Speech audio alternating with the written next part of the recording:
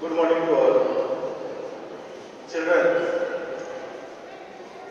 today I remember that before I start my work, I recognize the presence of great personality, Mr. Nitesh Sethia, renowned CEO of Chittorgarh, and currently he is recently, last 1 year he has been chairman of CA branch Chittorgarh. As I know him, he is a great personality.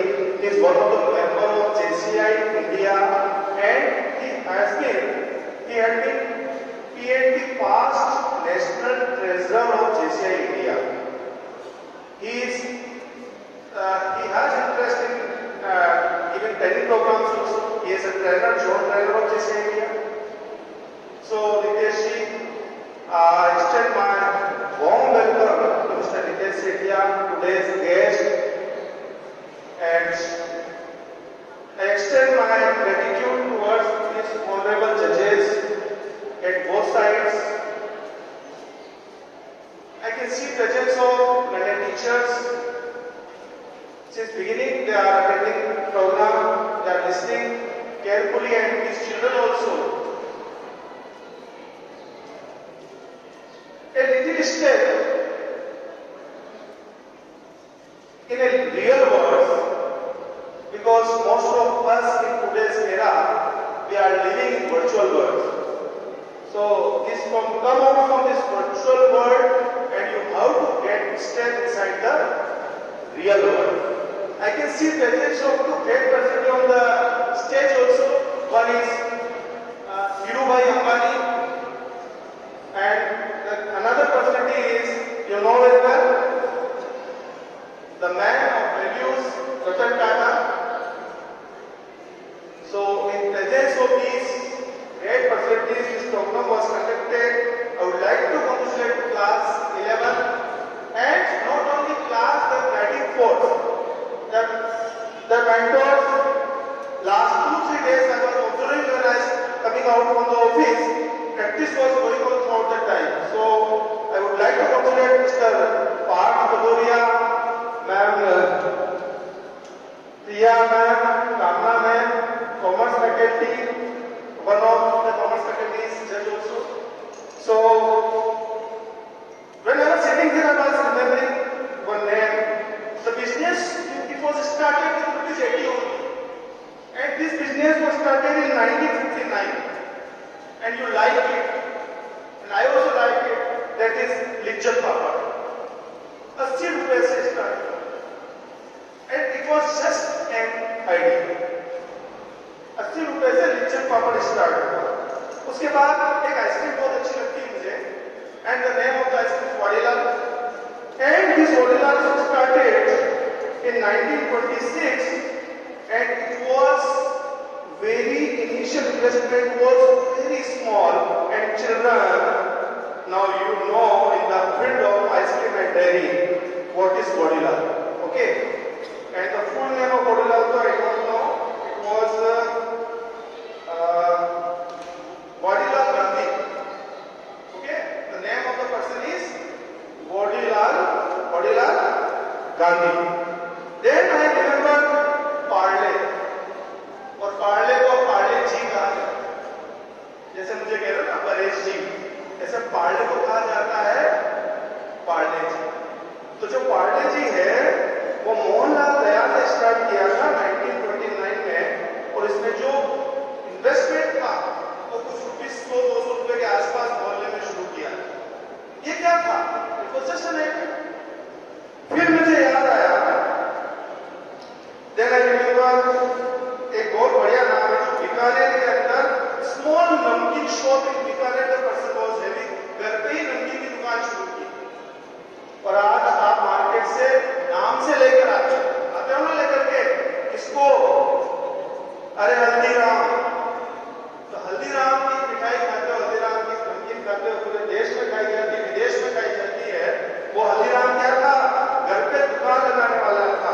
उसके बाद आपके पास में जब आप पैदा हुए उसके आसपास 2010 में बेटा ओला एग्जिस्टेंस में आया.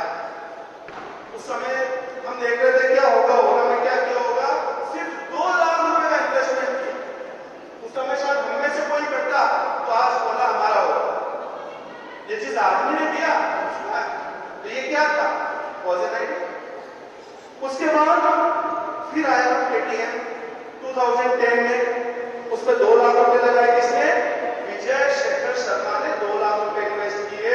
और आज आप देख सकते हो बिना पेटीएम के आपका काम नहीं चलता है। छोटा सा एक टिकट खाते हो, उसमें भी 5-10 रुपए जो है वो उसका पेटीएम से देते हो आप।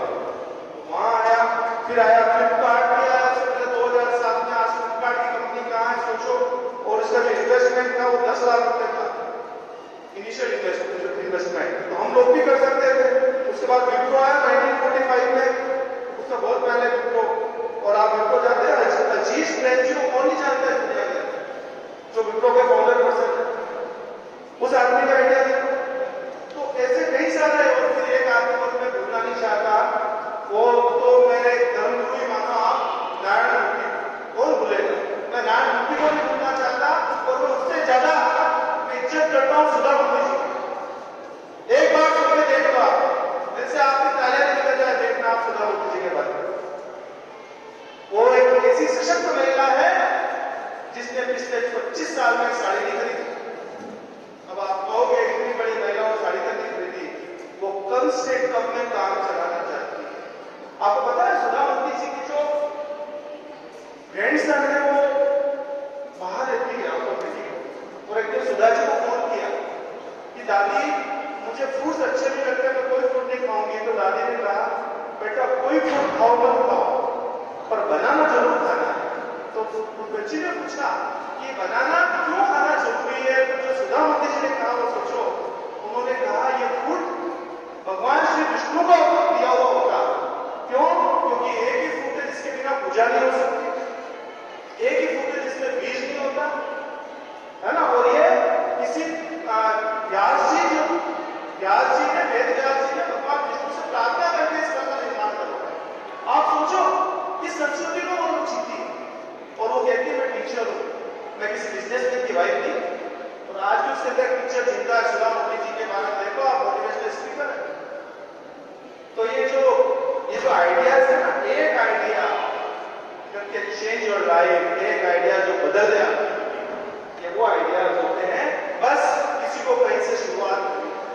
अच्छा एक बात और याद रखना, मेरी आखिरी बात मैं बोलूंगा। मैं बहुत सारी बातें मेरे माइंड के साथ आ रही है, और एक बात मेरी याद रखिएगा, ये जो अपनी पर्सनैलिटी है ना, ये भी ग्रेट बिजनेस है। आपको कैसे कपड़े पहनना है, कैसे चलना है, कैसे बात करना है, कैसे थॉट शेयरिंग करना है, कैसे लोगों को इंप्रेस करना है, और ये सब क्या है? ये भी बिजनेस का एक पार्ट है। ये भी आइडिया, आपकी हेयर स्टाइल, आपकी टेक्निक, आपकी स्टाइल, सब कुछ उसमें शामिल है।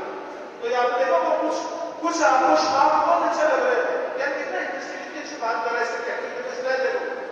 ये भी बिजनेस का आइडिया है। उसमें भी आदमी अपना माल बेच के निकल लेता है ना। कोई टीचर होता बहुत अच्छे से पढ़ा के निकल लेता है, टीचर लाइक करते, मार्केट वैल्यू बन जाती, बेस्ट वैल्यू बन जाती, बेस्ट टीचर हो गया साहब।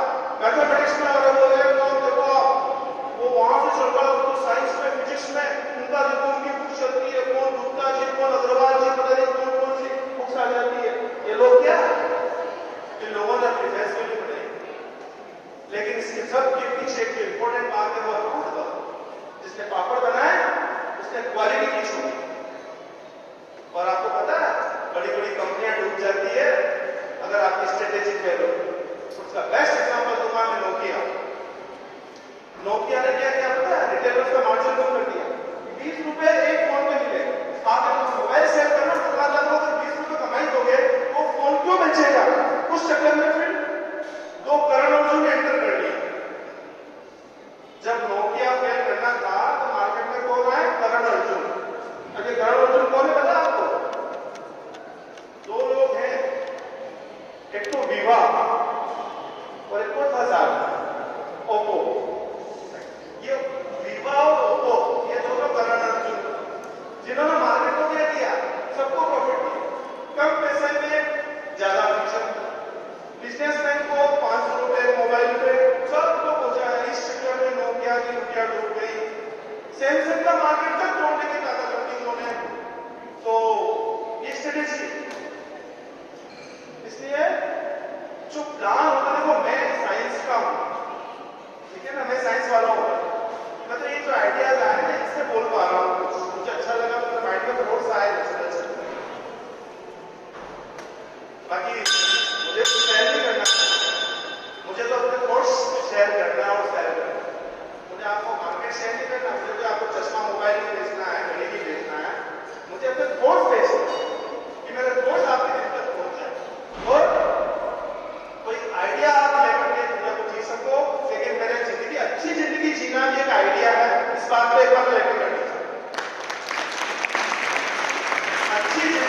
जीना भी एक आइडिया है, अच्छे कपड़े पहनना भी एक आइडिया है, अपने घर को अच्छा सुंदर बनाना भी एक आइडिया है, अच्छा होमवर्क करना भी एक आइडिया है, स्मार्ट रहना भी एक आइडिया है, स्टाइलिश बनना भी एक आइडिया है, एक अच्छा टीचर बनना एक आइडिया है, एक अच्छा स्टूडेंट बनना आइडिया है, जिंदगी को बेहतर तरीके से जीना, माँ बाप की इज्जत करना भी एक आइडिया है।